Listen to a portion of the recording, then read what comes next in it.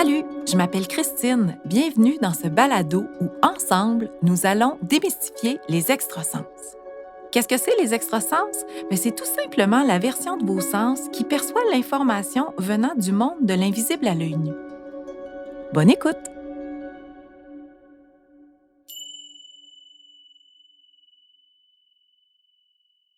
Bienvenue ou re-bienvenue dans ce balado sur les extrasens. On est rendu à l'épisode numéro 3 et dans cet épisode, nous allons parler de claire audition. Alors, dans le premier épisode, si on fait un petit retour sur ce qui a été dit ou entendu de votre côté, si vous avez écouté les épisodes précédents, dans l'épisode numéro 1, on démystifiait, donc on nommait les extrasens et surtout, je me suis attardée à vous expliquer la différence entre vos sens et vos extrasens et comprendre que les extrasens, c'est ce qui vous permet de capter l'information qui vient du monde invisible. Aujourd'hui, dans ce podcast, je vais vous transmettre l'information au sujet de la claire audition. La claire audition, c'est celui de vos extrasens qui, pour moi, est le plus complexe à expliquer parce qu'il peut prendre vraiment plusieurs formes. On ne peut pas l'expliquer d'une seule façon. Il y en a plusieurs. Il y a différents exemples. Et il est beaucoup plus, difficile à expérimenter ou encore à comprendre. En tout cas, pour moi, ça a été un peu plus, laborieux comme histoire que pour le clair ressenti. Donc, quand je vous ai parlé du clair ressenti, je disais le clair ressenti, c'est celui de vos extrasens qui est le plus accessible. C'est souvent celui qui est le plus, ouvert chez la majorité des gens et à peu près tout le monde a une expérience de clair ressenti. Pour ce qui est de la claire-audition, à peu près tout le monde aussi a une expérience de claire-audition, mais peut-être pas de toutes les formes de la claire-audition. Donc, si je fais le parallèle entre l'audition, donc votre oui, c'est la capacité d'entendre votre environnement sonore, dans ce qui se trouve dans votre environnement euh, immédiat. Et le but de capter cet environnement sonore-là, c'est de vous donner de l'information en lien avec ce qui vous entoure. Là, vous allez me dire: «Ouais, mais Christine, j'écoute de la musique, ça ne me donne pas beaucoup d'informations sur ce qui m'entoure». Bien, ça vous donne quand même l'information qu'il y a soit un haut-parleur, une radio ou quelque chose d'ouvert dans votre environnement. Vous êtes capable de faire la différence entre, ce qui est vraiment dans la pièce. Est-ce que c'est quelqu'un qui parle? Est-ce que c'est une radio qui est allumée? Vous avez le discernement de démêler tout ça. Mais votre audition vous permet aussi de réagir peut-être à un danger. Si vous êtes dans la savane pourchassé par un lion puis qui grogne, vous allez savoir qui est là. Si vous traversez une rue avant de regarder de chaque côté et que quelqu'un vous klaxonne, ben vous allez prendre conscience que dans votre environnement se trouve un danger. Donc, c'est vraiment pour vous amener à l'esprit ce qui se trouve dans votre environnement physique et tangible. Pour ce qui est de la claire-audition, si on refait le parallèle là, avec ce qui a été nommé, donc les extrasens ont vraiment pour but ou pour mission d'aller capter ce qui se trouve dans l'environnement au niveau de l'invisible à l'œil nu. Donc, de ce qui a trait à la physique quantique à l'intangible. Et la claire audition, il faut se rappeler que ce qu'on capte dans notre environnement, ce n'est pas les voix ou les mots qu'on entend tels quels, mais bien des vibrations. Donc là est la ligne où, pour moi, ce n'est pas de l'ésotérisme, mais c'est bien les extrasens qui vous donnent accès à quelque chose de, j'allais dire concret, mais on est dans l'inconcret, mais de bien réel, dans le sens où la physique quantique peut maintenant l'expliquer. Donc, si je me sers de ma claire-audition, que j'entends, des messages, je vais vous nommer là, les différents types de claire-audition sous peu. Ce n'est pas les messages directement que j'entends, mais plutôt mon cerveau qui capte une vibration, une fréquence et qui va transformer cette vibration-là ou cette fréquence-là en mots. Donc, c'est un canal différent de mon clair ressenti dans les 2 cas, dans le clair ressenti et dans la clairaudition, c'est une captation des vibrations ambiantes. Seulement, ce qui, vous vient en tête passe par vos différents extrasens et la façon dont le cerveau va réagir, ben, c'est oui, en transmettant l'information par ceux ou celui de vos extrasens qui est le plus ouvert, mais aussi celui qui est le plus adapté à la situation. La clairaudition, donc c'est cette capacité de percevoir ce qu'il y a dans le monde invisible comme information. Ça peut prendre plusieurs formes. L'exemple souvent auquel tout le monde pense en premier lieu quand on parle de la clairaudition, c'est l'exemple de la télépathie. Hein, c'est les communications qu'on peut avoir avec d'autres personnes à distance. Le commun des mortels va très rarement vivre une discussion complète en télépathie, mais il va se passer des petits épisodes dans nos vies où on a comme l'impression qu'il y a une connexion qui s'est créée. Je donne l'exemple, vous pensez à votre meilleur ami, vous avez envie de l'appeler. Vous prenez votre téléphone, vous l'appelez et au même moment, votre ami vous dit: «Ah, c'est drôle, je pensais justement à toi à cet instant même.» Ben pour moi, ça, c'est de la télépathie. Vous avez capté une fréquence, vous vous êtes mis en résonance au même moment et vous avez perçu quelque chose qui vous a amené à peut-être téléphoner. Et si vous ne l'aviez pas fait, c'est probablement votre ami qui aurait pris le téléphone. Donc, un épisode très bref de télépathie qui souvent passe inaperçu, mais on ne peut pas enlever le fait qu'il y a des synchronicités qui se passent comme ça, où il y a une idée, une personne, un nom, quelque chose qui nous apparaît en tête. Et c'est la clairaudition qui fait qu'on capte ça et qui nous dicte un comportement en fonction de ce qu'on a capté.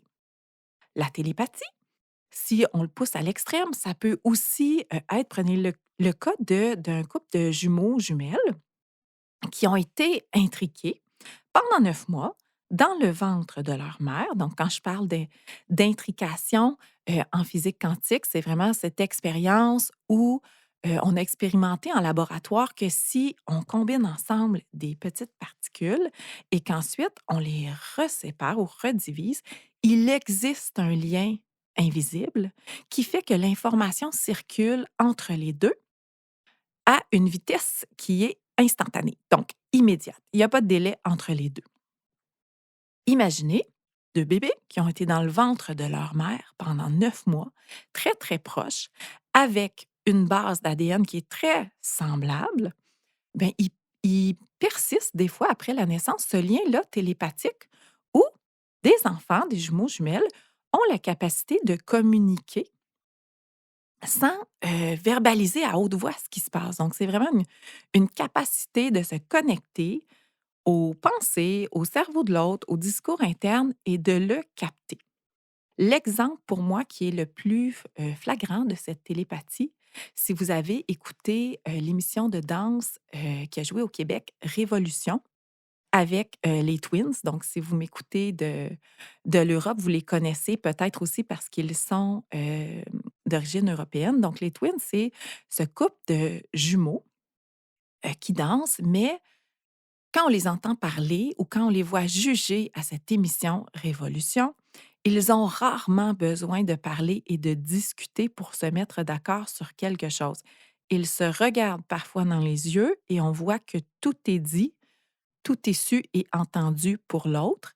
Et parfois, sans même se regarder, ils vont ressentir dans leur corps, donc passer par leur ressenti, le clair ressenti, mais aussi capter le message d'exactement ce que l'autre pense et ils sont souvent sur la même longueur d'onde. Ça, c'est un très bon exemple de télépathie où il y a vraiment une symbiose, une synergie entre deux êtres qui se passe. Dans le cas des jumeaux jumelles, l'intrication a été très proche et très longue dans le ventre de leur mère. Mais c'est aussi un phénomène qui peut se produire avec des gens de qui vous êtes très proche. Ça facilite la mise en place de ce dialogue par télépathie. Mais pour certaines personnes, pour chez qui la claire-audition est prédominante, ils ont la capacité de soit recevoir les messages des autres. Donc, quand on parle de télépathie, il y a un émetteur, il y a un récepteur. Le message circule dans les 2 sens. Avec la claire-audition, par contre, pour certaines personnes, ils ne vont être que le récepteur de ces vibrations. Et ces messages ou ces petites voix qui entrent dans la tête, et là, je ne parle pas de schizophrénie, donc il faut vraiment départager ce qui relève de la maladie mentale de ce qui a trait à la claire audition. Et pour départager le tout, ben, on peut se poser la question, dans les messages qu'on capte ou qu'on reçoit, si c'est une petite voix qui me dit d'aller mettre une bombe sous la voiture de mon voisin, on peut penser que ce n'est pas de la claire audition. Alors que quand on est dans la claire audition, c'est de l'information tout simplement. Et si on capte une mise en action ou si on la canalise, donc canaliser, c'est vraiment capter une énergie là, plus grande que soi ou avec une vibration plus haute, je vais le dire comme ça. On nous propose rarement des gestes qui sont rétrogrades ou qui ne sont pas positifs. Et ben oui, les messages peuvent s'adresser à nous, mais ça peut être aussi des messages à transmettre aux autres. Donc là, je parle de messages automatiquement dans vos têtes, ça doit sonner un peu plus ésotérique. Donc, je vais enlever le mot message parce que je l'aime pas. En le disant, je réalise que c'est peut-être pas la bonne appellation. On l'efface. Je vais décortiquer toutes les possibilités avec la claire audition. Donc, je vous ai parlé de télépathie. Une autre possibilité pour certaines personnes, quand je parlais d'être seulement le récepteur, c'est cette capacité, au travers la claire audition, à entendre les pensées des gens ou ce qui se passe dans leur tête. Et là où ça peut sembler complètement farfelu, et je dois avouer que ce l'était pour moi aussi. La première fois que j'ai entendu parler de ça, j'avais peine à y croire et surtout, je n'étais pas capable de l'expliquer. Comment ça fonctionne? Comment ça se fait que quelqu'un peut entendre ce qui se passe dans la tête des gens? Et il me vient en tête différents films là, qui ont été faits où c'est un homme qui se met à entendre les pensées de toutes les femmes et qui est complètement fou d'entendre tout ça.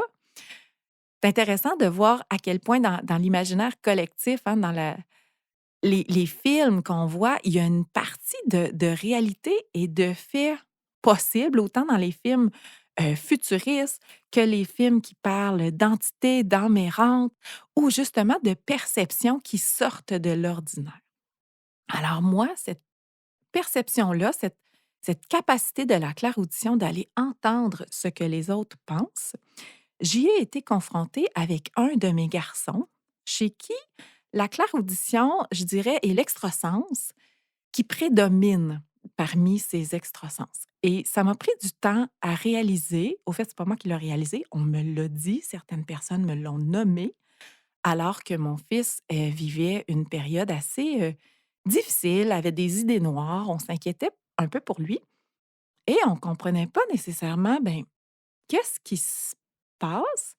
Il répétait sans cesse qu'il se sentait fou, qu'il fonctionnait pas bien, qu'il était pas intelligent, il avait souvent besoin d'être seul, il s'isolait. Et là, quelqu'un m'a dit: «Mais Christine, ton fils a la capacité d'entendre les pensées de tout le monde, tout le temps». Donc à ce moment-là, quand on me l'a nommé, on m'a pas parlé de clair-audition, mais juste de ce fait-là. Bon, je l'ai pas compris tout de suite. Je suis retournée chez moi en me disant: «OK, on fait quoi avec ça? Qu'est-ce qui se passe?» Et la première chose qui m'est venue en tête par rapport à cette capacité-là d'entendre les pensées des autres, c'est si mon fils a la capacité d'entendre mes pensées, il entend tout ce que je me dis à son sujet et au sujet de tout le monde dans ma tête. Donc, si mon discours à moi est négatif, quand je trouve que tout le monde est de mauvaise humeur, que c'est de la merde ma journée, que son comportement est donc bien désagréable et que je tourne ça en négatif, il l'entend, même si je ne le nomme pas, il est capable d'entendre mon discours intérieur. Alors que si je transforme tout ça, sans changer, la situation, mais juste le transformer en un discours qui est un peu plus, positif, disons-le comme ça, puis que je me dis: «Ouf, journée remplie de défis aujourd'hui, ça va me demander plus d'énergie». Voyez-vous la différence entre les 2? Dans un, je remets la faute sur l'autre qui est bien désagréable, puis dans l'autre, ben, je transforme ça pour me dire: «OK, on attache notre sucre puis, on y va». Et en faisant ça, en essayant de changer au quotidien mes pensées ou de puis, c'est pas évident, hein, parce qu'une pensée, c'est souvent automatique et ça se présente, mais j'ai réhabitué mon cerveau à changer mon mode de pensée et à le rendre plus positif et j'ai vu une différence dans le comportement de mon garçon. Donc pour moi, ça a allumé une cloche de dire: «OK, je pense que, oui, il le perçoit». À ce moment-là, il était très jeune, donc on parle de je crois qu'il avait 8 ans, 9 ans, et trop jeune pour se rendre compte qu'il entendait les pensées des gens. Donc pour lui, tout ce qu'il entendait qui venait de l'extérieur ou de l'environnement, les vibrations qu'il captait, c'était lui, c'était ses pensées. Donc c'était impossible pour lui de départager ce qui venait de, oui, son champ d'activité mentale et ce qui venait de celui des autres.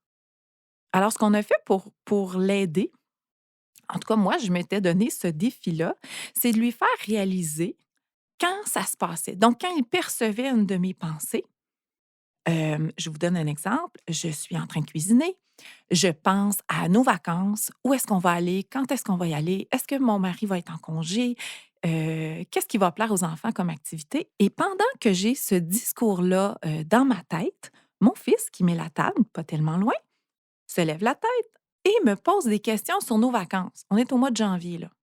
Une synchronicité comme ça, pour moi, ça s'invente pas. Il y en a qui vont dire: «Ah, c'est du hasard». Non, quand ça arrive plusieurs fois en ligne, il y a vraiment un lien direct. Donc si moi, je pense à un sujet dans ma tête, sans le nommer à haute voix, mon fils va me questionner sur ce même sujet-là. Il est automatiquement dans la même réflexion. Ce qu'il fait, lui, ben, c'est qu'il capte la fréquence de mes pensées, son cerveau les traduit et automatiquement, il a en tête le même sujet que moi. On a poussé, l'expérience, puis, je dis on a poussé l'expérience, mais ça s'est placé tout seul. À un certain moment, dans son cheminement ou lui, dans l'apprivoisement de tout ça, j'ai réalisé que parfois, je me posais des questions, donc dans ma tête, sans les nommer à haute voix, à l'intérieur de moi, et mon fils, lui, il répondait à haute voix. Donc, je me pose une question et il me donne la réponse alors que j'ai même pas verbalisé ma question. Et là, quand je lui faisais remarquer, il me répondait: «Mais maman, tu viens de me le demander». Non, je ne l'ai pas demandé à haute voix, je me le suis demandé intérieurement.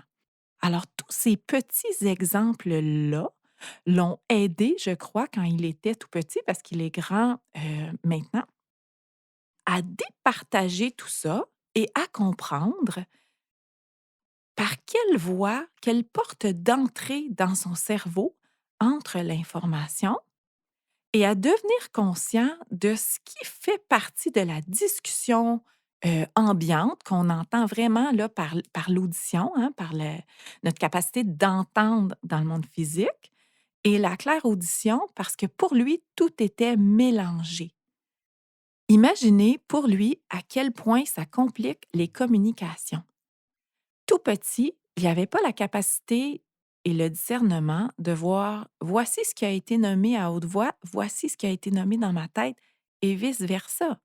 Parfois, les demandes, pour répondre à ses besoins, ben, il les formulait dans sa tête en étant certain qu'il me l'a nommé, qu'il m'a dit l'information, alors que moi, j'ai rien perçu à haute voix et ben, chez moi, à ce moment-là, la claire-audition était pas nécessairement, aussi bonne, aussi ouverte, donc j'avais pas la capacité de me brancher à son besoin puis de l'entendre. Alors ça, c'est une partie de la claire audition et ben, maintenant je ne peux pas renier que ça existe parce que j'y ai été, confrontée.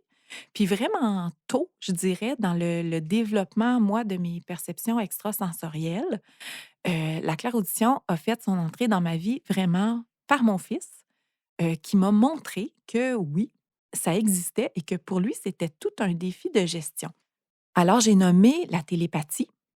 J'ai nommé cette capacité d'entendre les pensées des autres ou de percevoir de l'information qui vient des autres et qui entre vraiment comme une petite voix dans notre tête. Donc, quand je parlais d'entendre des voix, c'est une façon de le capter. Télépathie, se connecter aux pensées des autres. On peut penser aussi qu'il y a une partie de la clairaudition qui s'attarde à capter les messages de notre sagesse intérieure. Donc, dans la clairaudition, il y a cette capacité de dialoguer avec les différentes parties de nous. En tant qu'être humain, on a différentes parties qui composent notre être. Il y a la partie humaine avec son bagage, son ego. Il y a, notre âme, notre vibration énergétique, appelez-le comme vous voulez. Certains vont dire l'esprit, hein. Je l'ai dit, les mots ont une résonance et parfois, on n'utilise pas tous le même langage, mais en bout de ligne, on se rejoint quelque part. Donc, transformez ça dans votre langage. En psychologie, on pourrait dire le soi, le grand soi, l'inconscient. Nommez-le comme vous voulez, il y a toujours 3 parties dans l'être humain, même dans les religions, dans la religion catholique, on nomme le Père, le Fils et le Saint-Esprit. Il y a souvent 3 parties ou 3 dimensions. Donc, dans le cas de l'humain, on peut penser à sa partie plus humaine, à sa partie qui contient l'ego et tout le réflexe de pensée automatique, donc qui nous vient du champ mental. On a cette vibration plus subtile qui compose notre champ énergétique, et qui fonctionne en symbiose, mais aussi de façon un peu différente à notre partie physique. Et il y a la grande partie de notre être qui nous connecte à l'univers. Certains vont dire la partie divine, l'esprit, peu importe comment vous le nommez. Donc, c'est cette partie de nous qui a accès, hem à toutes les dimensions, à l'univers en entier et qui a accès à de l'information que notre côté humain perçoit moins facilement. Donc, pour certaines personnes, la clairaudition, ça va être cette capacité de dialoguer entre les différentes parties de notre être. En neuropsychologie, on peut aussi nommer cette capacité l'intelligence intrapersonnelle. Donc, c'est une capacité, une intelligence que certains gens ont de tourner le regard vers l'intérieur, de devenir son propre observateur et de prendre conscience de patterns, de défis qui se présentent dans nos vies pour réaligner et corriger au fur et à mesure. C'est comme si la prise de conscience par rapport à notre cheminement humain, nous arrivait par un dialogue interne. Donc, c'est cette capacité de séparer les 3 parties qui composent un être humain et d'entendre ce qu'une partie a à dire d'une autre. Donc, c'est vraiment une capacité d'aller, continuellement en introspection par rapport à soi, mais on est vraiment dans le monde de l'intangible, hein, nos émotions, notre bagage émotionnel qui se trouve à l'intérieur de nous. On ne peut pas y toucher, c'est très intangible. Je dis: «On ne peut pas y toucher», puis là, dans ma tête, l'ancienne massothérapeute en moi dit: «Ben oui, Christine, on peut y toucher parce que tout ça, ça s'emmagasine dans le corps, puis on peut toucher, les zones où il y a des émotions d'emmagasinées ou des mémoires corporelles». Dans la tradition yogique, on dirait des samsaras. Mais autre que le clair ressenti, si on passe par la claire audition, c'est vraiment quelque chose qui va percevoir, l'intangible et qui va créer un dialogue intérieur entre les différentes parties de soi. J'espère que c'est clair. J'essayais moi-même de me dissocier de ce que je suis en train de dire et de devenir l'observateur de ce qui se passe pour me dire: «Est-ce que c'est clair ce que je suis en train de nommer?» J'espère que oui. Donc télépathie, capacité à percevoir les pensées des autres ou à être un récepteur face au dialogue intérieur des autres et cette capacité dans la clairaudition, d'introspection, de se connecter à toutes les parties de soi et de les faire dialoguer les unes avec les autres. Ensuite, Ben, il y a une autre partie de la clairaudition, hein. Je vous ai dit que c'était un extrasens complexe parce que, bon, il me revient le mot message que j'aime pas.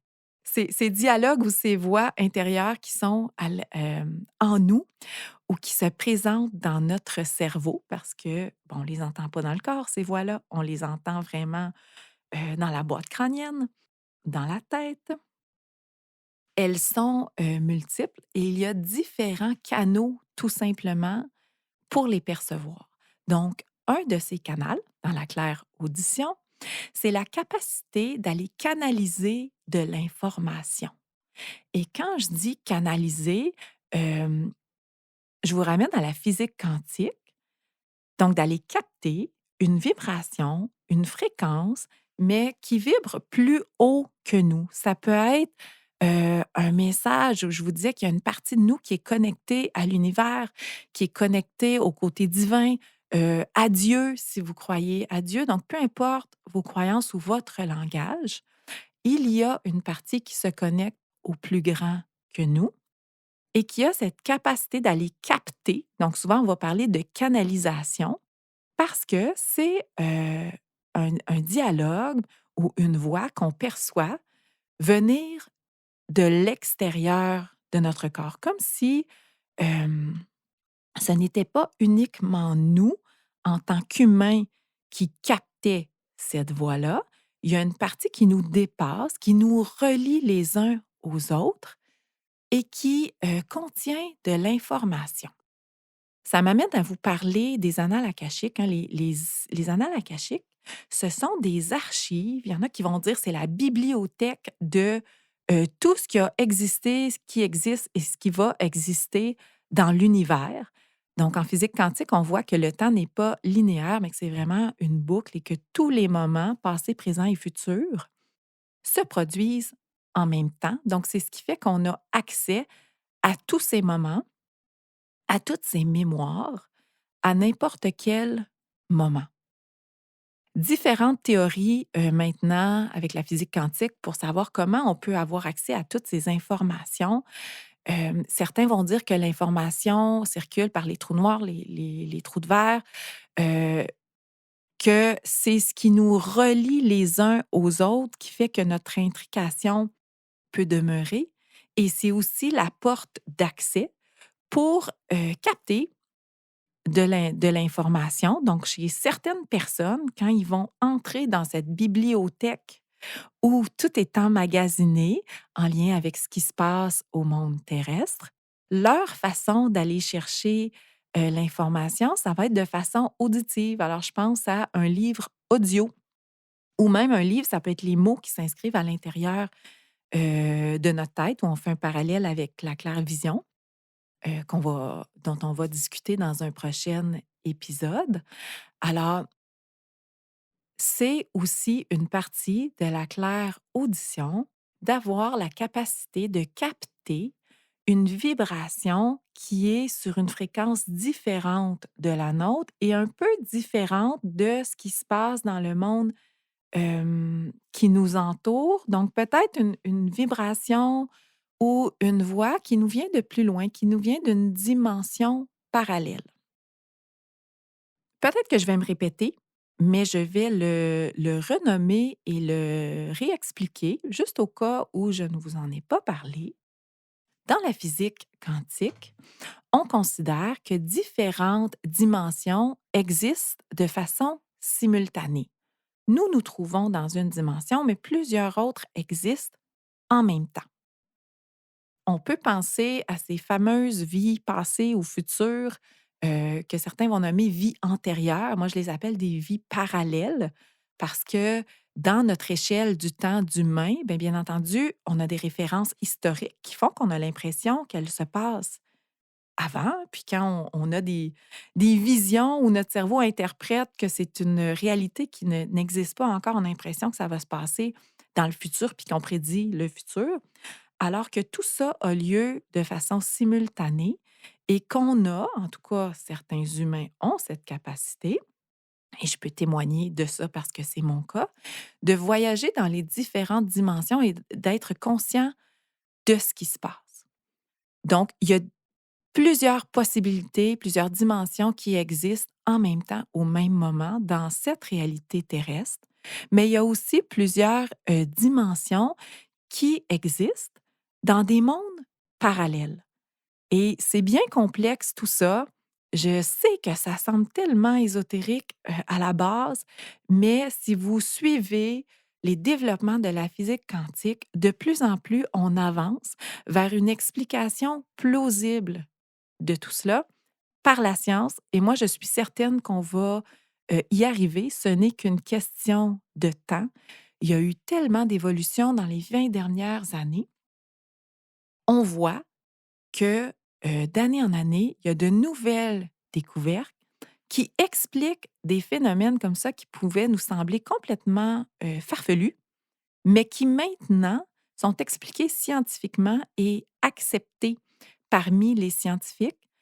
Alors pour moi, même dans les extrasens, il y a une explication avec les premières prises de conscience que nous amène à faire la physique quantique et il y en aura aussi dans un avenir rapproché. Donc, l'être humain, souvent, pense que s'il n'est pas capable d'expliquer quelque chose, ça n'existe pas. Il faut être un petit peu plus humble que ça et comprendre que dans les phénomènes qui existent sur cette Terre, il y a plusieurs choses dont on ne connaît pas l'explication scientifique, mais c'est pas parce qu'on ne l'a pas prouvé que ça n'existe pas. On n'est pas capable de prouver que ça existe, mais on n'est pas capable de prouver non plus que ça n'existe pas.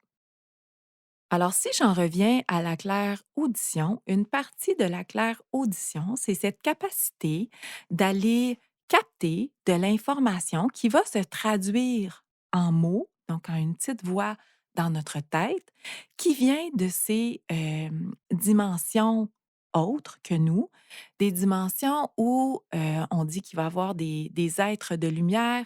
Puis quand je dis être de lumière, bon, la science explique pas ça, des êtres de lumière, mais au niveau vibratoire, on va parler d'une vibration plus élevée et c'est notre cerveau qui traduit cette vibration-là en images en voyant des êtres plus lumineux. Même chose avec les guides. Alors, si vous avez entendu parler de guides spirituels, ben pour moi, ils existent. Maintenant, comment on peut expliquer ça? Est-ce que c'est un prolongement de notre être? Est-ce que c'est notre partie divine? Donc, ces guides-là font peut-être partie de nous et on reçoit de l'information, on reçoit des messages. Fait que là, je vais vraiment mettre le mot message parce que ça peut en être quand ça vient de ce niveau-là de la claire audition, quand ça passe par nos guides. Est-ce que nos guides sont une construction de notre esprit? Peut-être. Je pense sincèrement qu'on va en arriver en conjuguant psychologie, neuropsychologie, développement du cerveau, médecine et sciences quantiques à trouver de quelle façon ils existent, de quelle façon ils se manifestent. Mais peu importe l'explication derrière tout ça, la réalité est que beaucoup, beaucoup de gens les perçoivent, entendent leurs messages et que plusieurs personnes peuvent les entendre en même temps et recevoir la même information. Différentes capacités avec la clairaudition, différentes façons de recevoir ces messages de guidance, je dirais, ou qui viennent d'une dimension plus élevée. Alors, je répète que c'est notre cerveau qui capte une vibration et qui la traduit. Alors, notre cerveau, il capte cette vibration-là, puis il la traduit dans un langage qui nous appartient, en fonction des mots qui ont une connotation ou une vibration pour nous. Alors, si il y a un mot qui, moi, dans mon vocabulaire, ne me dit absolument rien, je ne connais pas le sens de ce mot, il est très peu probable que dans ma claire audition, ce mot se présente dans une phrase ou dans un message que je capte, alors que pour quelqu'un d'autre, chez qui ce mot a une grande résonance parce que c'est un mot qui est utilisé fréquemment dans son quotidien, ben, il va capter le même message, mais avec des mots qui ont une résonance pour lui. Alors, il y a une partie de co-création à ce message où c'est notre cerveau qui met dans notre langage ce que l'on perçoit. Plus on a l'habitude de faire de la canalisation ou de capter de l'information et de l'entendre, en discours intérieur, plus vient un moment où on arrive à se dissocier de ce message-là ou de cet autoréflexe-là, de transposer l'information dans notre langage et on est capable de la laisser telle qu'elle. C'est une possibilité. Dans mon cheminement d'accompagnante, j'ai eu le plaisir d'assister à une formation qui s'appelle la communication quantique avec Agathe Bourassa. Et la communication quantique, ben, ça passe principalement par la claire audition. Donc, c'est vraiment cette capacité d'aller capter un message et de le transmettre à l'autre dans ses mots et dans son vocabulaire. Donc, en me connectant à l'autre, en créant un lien invisible entre nous deux, donc une certaine intrication, j'ai cette capacité d'aller chercher, canaliser de l'information qui appartient à l'autre personne et mon cerveau va la traduire dans ses mots pour que ça ait une résonance pour l'autre. Alors, c'est vraiment la communication quantique, une co-création. Et quand je parle de communication quantique et de capter des messages pour les autres, je ne vous dis pas que vous avez besoin de nommer tout ce que vous percevez, ce serait invivable. Puis c'est la même chose avec tous les extrasens. Ce que vous captez du monde invisible, c'est de l'information qui habituellement se présente pour vous, pour faire des prises de conscience, pour vous aider à résoudre des choses et à cheminer dans votre parcours humain.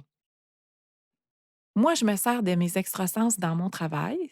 C'est un contexte particulier. Donc, quand quelqu'un se présente en consultation dans mon bureau, il est convenu entre nous deux que je mets mes extrasens à son service et que je vais me brancher pour capter de l'information qui appartient à la personne et juste lui transmettre. Ou, ce que j'aime encore mieux faire, c'est permettre à l'autre de développer ses propres capacités et d'avoir accès éventuellement elle-même à cette information. Mais si je me promène à l'épicerie, que je passe à côté d'une dame et que tout à coup je capte une information, ben, ça ne veut pas dire que j'ai besoin de l'arrêter pour lui nommer. Et ça, c'est une erreur qu'on fait des fois quand nos extrasens deviennent à être plus performants. Et je l'ai faite moi-même, capter des messages et avoir l'impression qu'on doit toujours les transmettre. Des fois, oui. Une fois sur 1000, ça m'arrive de capter une information et de me dire: «Hey, je dois absolument le dire à la personne, c'est tellement fort, je dois le nommer» et dans ce que je vais, canaliser ou recevoir comme information dans le message, j'entends clairement que je dois le dire à la personne. C'est pas impossible, mais dans la majorité des cas, cette information que vous percevez ou ces messages que vous entendez, ils sont pour vous et non pour les autres.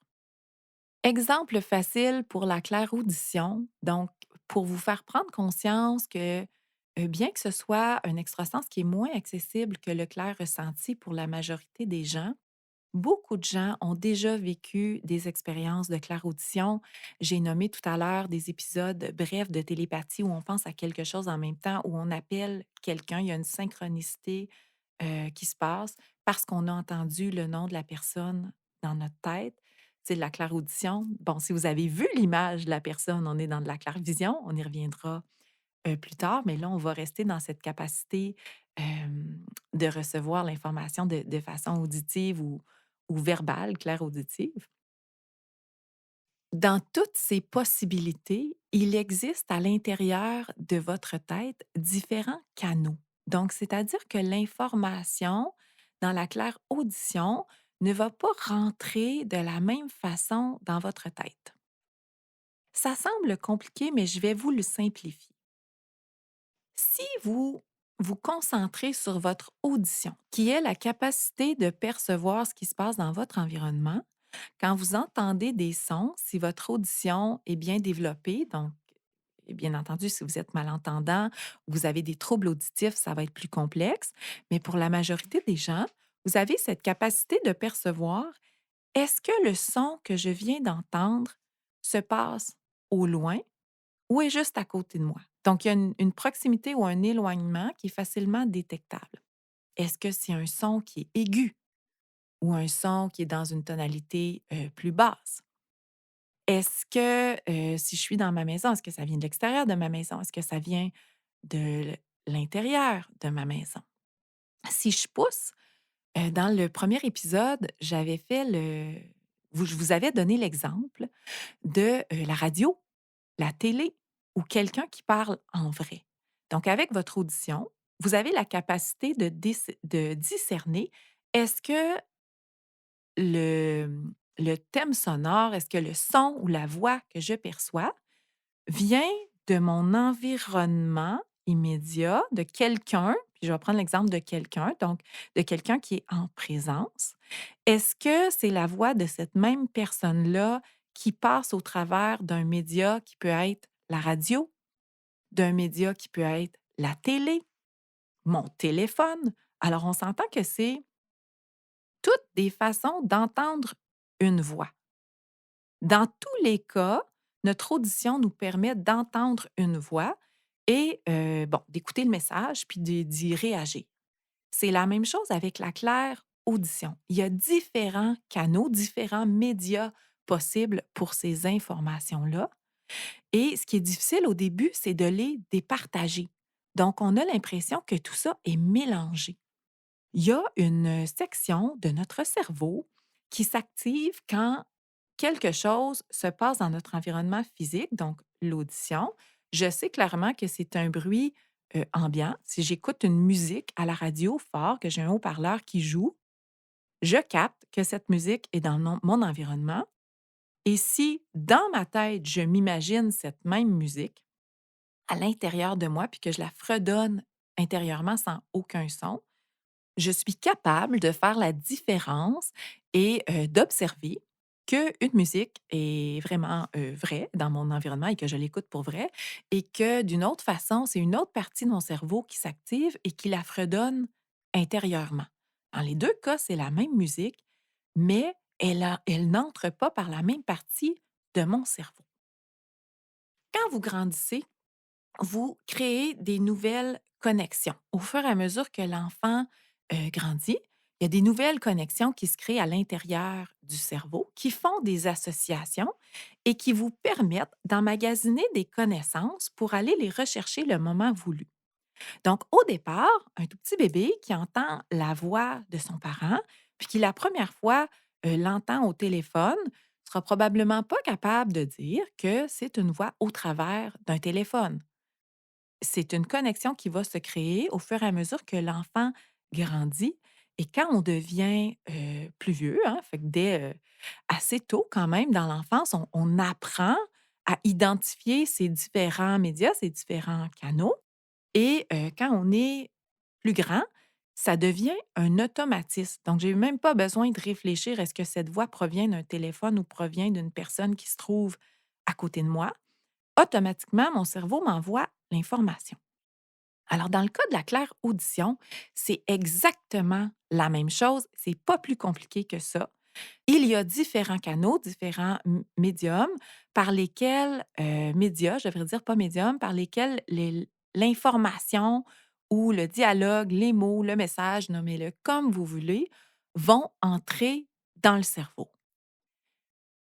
Même chose que pour votre audition, il va y avoir des voix ou des fréquences sur lesquelles le message que vous allez entendre va être dans une tonalité qui est plus aiguë, parfois dans une tonalité qui est plus basse. Dépendamment du message, de la provenance de ce que vous captez, il se peut que vous ayez l'impression que le message vient tout proche, donc, je vais faire le lien avec mon fils qui a la capacité d'entendre les pensées des autres. Pour lui, c'est tellement proche et tellement semblable à ce qu'il perçoit quand quelqu'un parle à côté de lui que c'est difficile de faire la différence. Alors que si la conversation ou les mots qui se présentent viennent de nos guides ou de nos êtres de lumière, on va avoir tendance à observer que la conversation ou ce qu'on perçoit à l'intérieur grâce à notre tête, notre claire audition, pas notre tête, mais oui, un peu notre tête. ça fait partie des 2, hein, le cerveau s'en mêle. On va avoir tendance à capter un message comme qui vient de plus loin, qui serait plus éloigné, donc dans une dimension, autre ou parallèle. Alors, on peut entendre des tonalités différentes, même dans la clairaudition, des distances différentes, par rapport à la provenance de ces voix-là et dans notre tête, des canaux différents pour ces différents, messages. Et au départ, je répète que tout est mélangé, mais plus on se pratique, plus on observe, plus on en vient apte à différencier ces différents canaux, à identifier un canal à la fois, à se dire: «Ah, quand ça rentre par cet endroit-là de mon cerveau, c'est moi, c'est mon grand moi, c'est mon inconscient, c'est un message qui je présente de moi pour moi». Ah, quand ça rentre de ce côté-là, plus de la droite de ma tête, ah, je perçois un message qui vient comme d'un peu plus loin, la vibration est différente. C'est plus souvent des messages de mes guides. Peut-être que, ça va être une petite voix très forte, très claire, prédominante dans ma tête et ça, c'est la voix de mon instinct ou de ma sagesse intérieure. L'exemple parfait de ça, vous embarquez dans votre voiture, peut-être que j'ai déjà donné cet exemple-là dans le premier épisode, mais on va le reprendre parce que, il est pertinent. Vous êtes en voiture, en chemin et là, tout à coup, vous entendez comme une petite voix dans votre tête qui vous dit de passer par un autre chemin que ce que vous faites habituellement. Pour aucune raison, cette voix-là arrive prendre la place et vous choisissez de l'écouter, faire un détour ou prendre un chemin différent pour, à la fin de la journée, vous rendre compte que sur votre trajectoire habituelle, il y a eu un accident.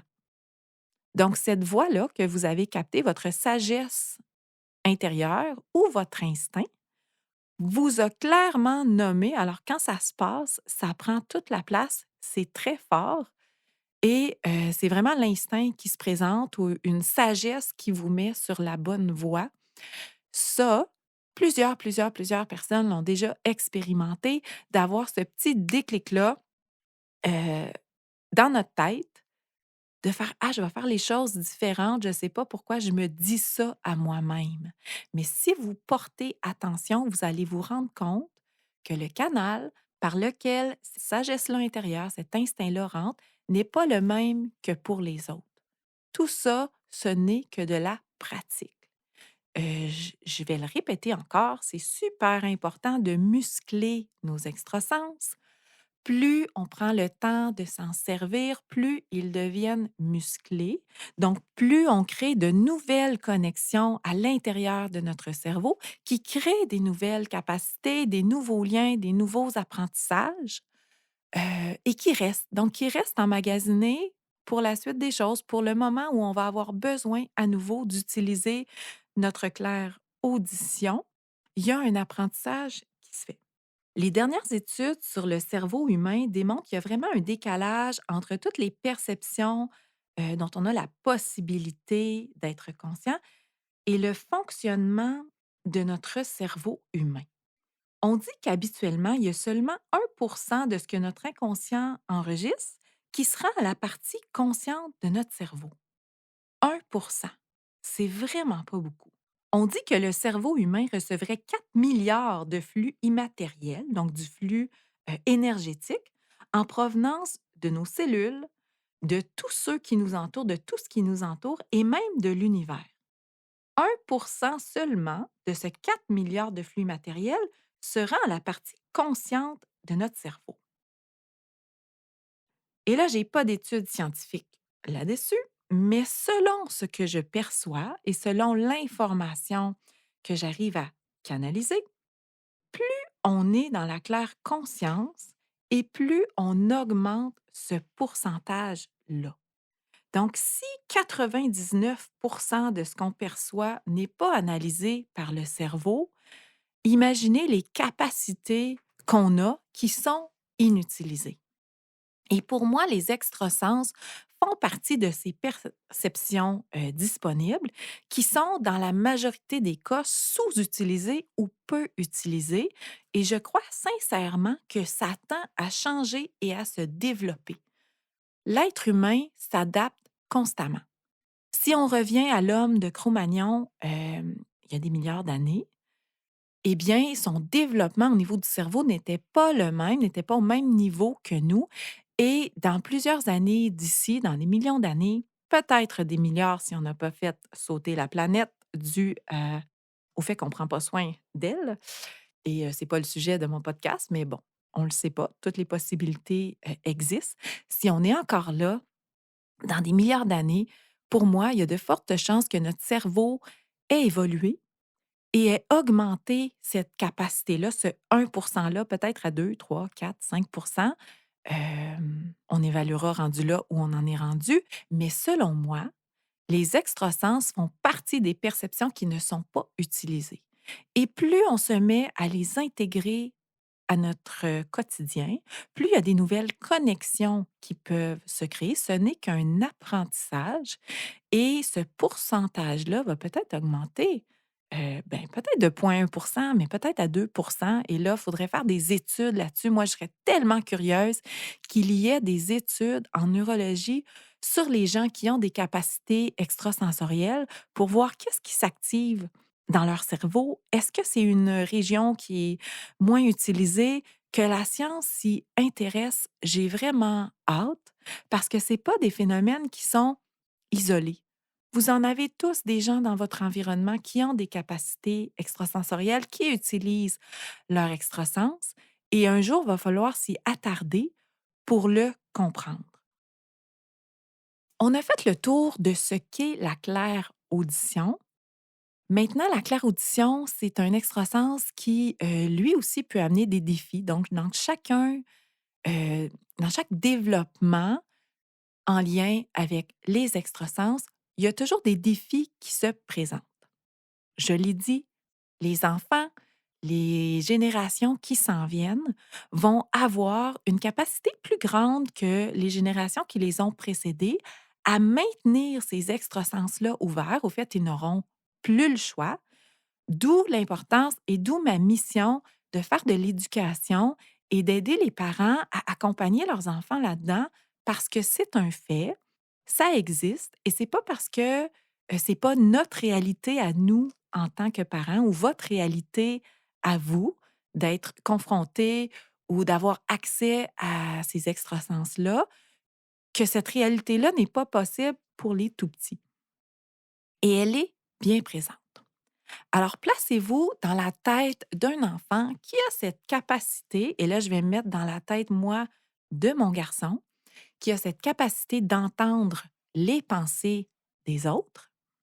Quand il se retrouve en classe, il est avec une vingtaine d'autres enfants, 20, 25 enfants, et il perçoit en même temps les pensées de 25 personnes qui l'entourent.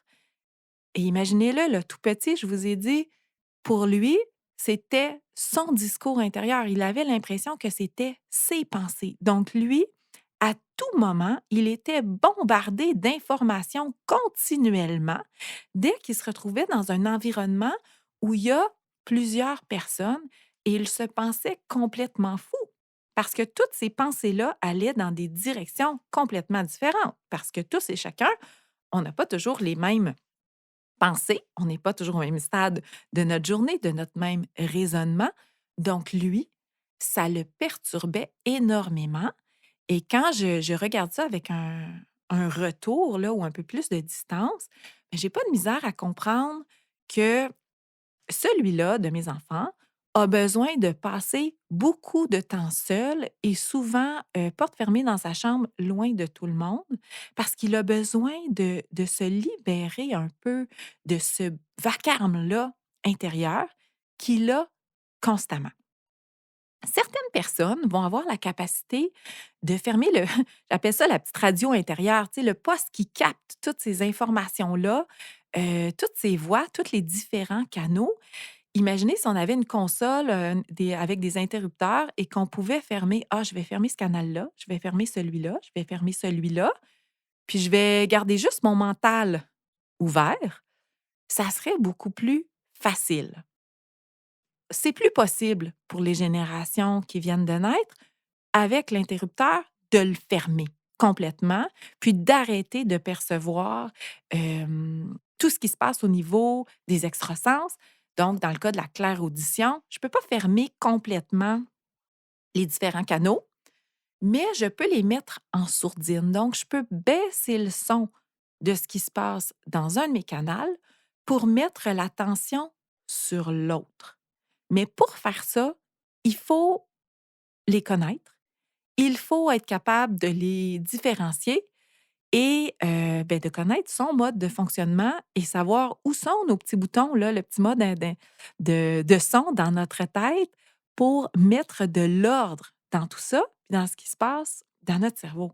Alors pour moi, c'est super, super, super important de d'expliquer cet extrasens-là, comme les autres, hein, d'ailleurs, à nos enfants, mais aussi pour vous, parce que peut-être que c'est votre cas, que vous vous reconnaissez dans ce que je nomme, même si je dis que la clairaudition, c'est pas le sens qui est, prédominant chez la majorité des gens. Il se peut que ce soit votre cas et de comprendre que, bien, on peut ajuster le volume, on peut mettre en sourdine certaines choses pour arriver à avoir une meilleure concentration.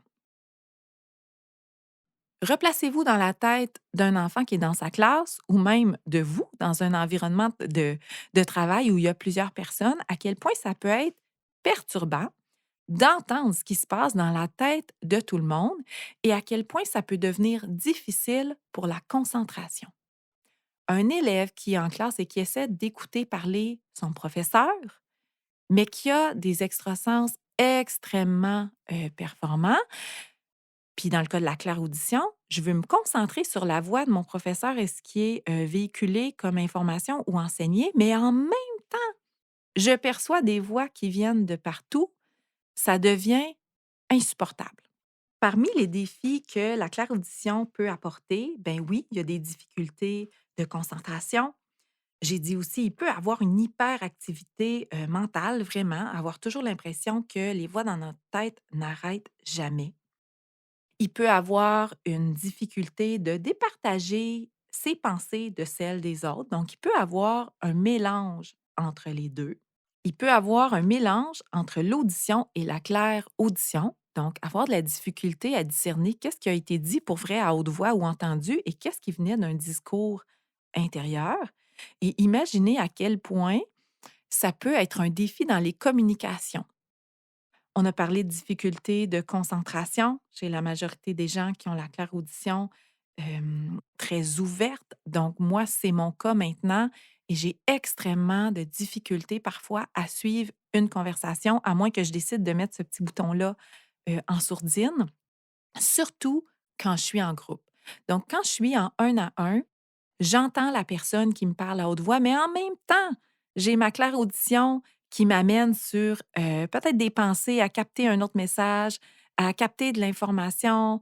J'ai un autre dialogue qui se passe intérieur dans ma tête, donc j'ai presque toujours 2 canaux d'ouverts en même temps. En un à un, ça va. Si je me retrouve dans un groupe où j'ai 6 personnes devant moi, il y en a une seule qui parle parce qu'on parle chacun notre tour, on est civilisés. Mais dans ma tête à moi, je capte le dialogue intérieur, les pensées, de l'information par rapport à ces 6 personnes-là qui sont devant moi. Et là, ça devient extrêmement difficile pour moi de me concentrer sur ce qui est dit, par la personne qui parle à haute voix. Je suis complètement mélangée et ça me demande un effort constant. Ça crée une fatigue mentale quand je suis dans des soirées entre amis où il y a quelques amis. Par contre, quand je passe à un grand, grand groupe, donc si je suis dans une salle avec 200 personnes, ben oui, j'ai cette capacité d'aller, percevoir de l'information face à ces 200 personnes-là, mais le nombre est trop grand. Comme juste un bruit en sourdine, il y en a tellement que là, maintenant, j'arrive à focusser sur ce qui se passe en avant avec comme un petit, bruit de fond, tout simplement. Donc pour moi, le nombre change quelque chose. J'ai soit la possibilité de me mettre dans ce mode-là de sourdine ou tout simplement de passer à capter l'information qui vient de l'ensemble du groupe. Donc, quand on parle d'un grand groupe, quand on parle d'un peuple, d'une société, hein, puis dans ce cas-ci de 200 personnes, bien, j'ai la capacité de passer en mode captation pour l'ensemble du groupe parce que c'est plus possible de partager ce qui vient de chaque personne. Donc, ça devient une information commune plutôt que de départager ce que chacune des 200 personnes me donne comme information. En un à un, ça va. Si je suis une personne dans une conférence ou dans un grand groupe, ça va. Mais si je me retrouve face à quelques personnes seulement, dans une soirée avec ma gang de filles, ouf, je ressors tout le temps fatiguée d'une soirée comme ça, dans des parties de famille, dans une fête. Ça me demande un effort constant, vraiment. Quand la claire-audition est très ouverte, ça peut amener aussi des difficultés sociales au niveau de la communication avec les autres, justement parce qu'on ne démêle pas toujours ce qui a été dit, ce qui n'a pas été dit à haute voix. Il peut avoir un mélange, d'où l'importance d'apprivoiser cet extrasens-là, d'apprivoiser la claire-audition, parce qu'en bout de ligne, on va améliorer nos relations sociales en comprenant comment l'utiliser. Ça peut créer de la tristesse, de la colère, surtout chez les jeunes enfants qui, eux, ont l'impression que tout le monde fonctionne comme eux. Et c'est souvent des tout petits qui ont la capacité de capter le besoin des autres et d'y répondre sans que rien n'ait été nommé. Alors, ils ont l'impression que ben, ça se passe aussi en sens inverse, que leurs parents ou leurs gardiens, leur environnement, professeurs, ont cette capacité d'aller capter leurs besoins à l'intérieur de leur tête en l'entendant et d'y répondre. Alors, ça peut parfois créer vraiment un sentiment d'incompréhension, dans le sens où, ben, on ne comprend pas pourquoi l'autre ne répond pas à mon besoin alors qu'il est évident pour ces enfants-là, mais que le besoin n'a jamais été verbalisé à haute voix.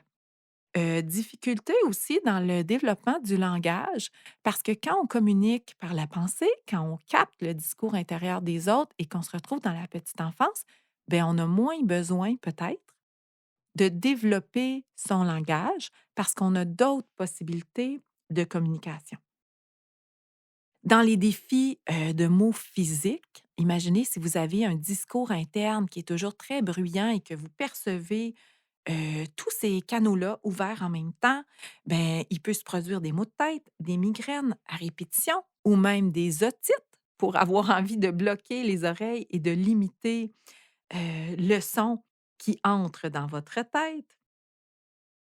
Il y a plein, plein, plein de défis toujours avec les extrasens et c'est ce qui fait que je me retrouve à faire ce balado où j'ai envie de vous les expliquer pour que tout le monde comprenne l'importance de les enseigner, de les comprendre et surtout de les utiliser parce qu'ils sont absolument extraordinaires. C'est un outil de plus qu'on intègre à notre quotidien, tout simplement. Et quand on devient des champions, des médaillés olympiques des extrasens, et ça facilite tellement notre vie.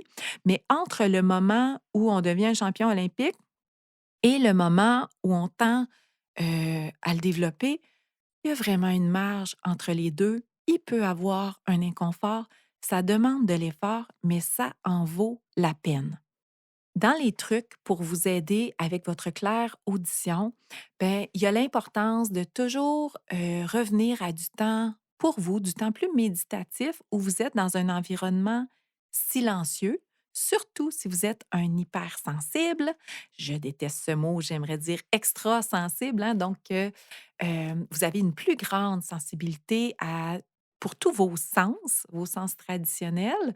Vous avez fort probablement une hypersensibilité aussi pour vos extrasens et la claire audition, ben, c'est un des sens qui peut être le plus, perturbant et fatigant au niveau mental, d'où l'importance de se placer seul dans un environnement un peu, décalé où on peut revenir à soi et prendre un moment d'observation et pour essayer de différencier ces différents canaux, ces différents capteurs, ben, c'est vraiment de porter l'attention sur d'où vient la voix, à quel endroit je l'entends ou le message vient dans mon cerveau. Est-ce que c'est à gauche, à droite, derrière, devant? Est-ce que c'est une voix qui me semble très, très loin ou très, très proche? Est-ce que c'est une voix très aiguë et chantante ou très basse? Plein de choses à observer qui vous donnent des indices et ce n'est pas toujours la même chose pour tout le monde. Il y a certains faits qui sont les mêmes pour tous, dont celui de la distance de la voix. Mais pour ce qui est de la tonalité et des différents canaux, ben, vous allez devoir départager tout ça par vous-même. Méditez, concentrez-vous. C'est un sens, un extra-sens qui se développe, hein. J'ai fait le lapsus en disant sens, mais c'est la même chose pour vos sens. Autant on peut développer nos sens, on peut développer nos extrasens et c'est important. Alors, allez-y, expérimentez, observez, c'est possible et même avec des enfants.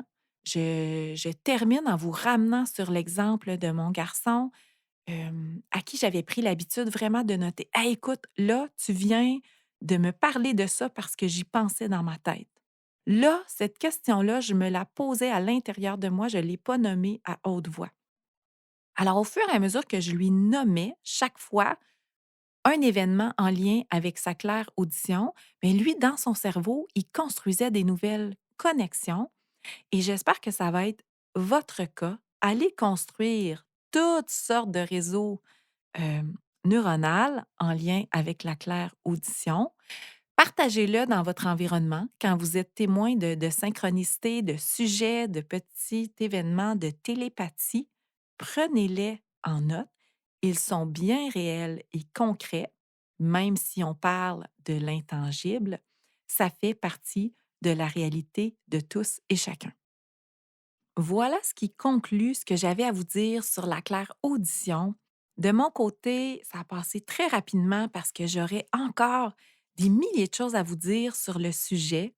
Les extrasens, ça me passionne et j'espère que vous l'entendez et que je vais créer des nouveaux passionnés parmi mon audience ou du moins des curieux et des curieuses d'en apprendre plus et que je vais vous donner surtout envie d'écouter le prochain épisode où nous parlerons ensemble de la claire vision.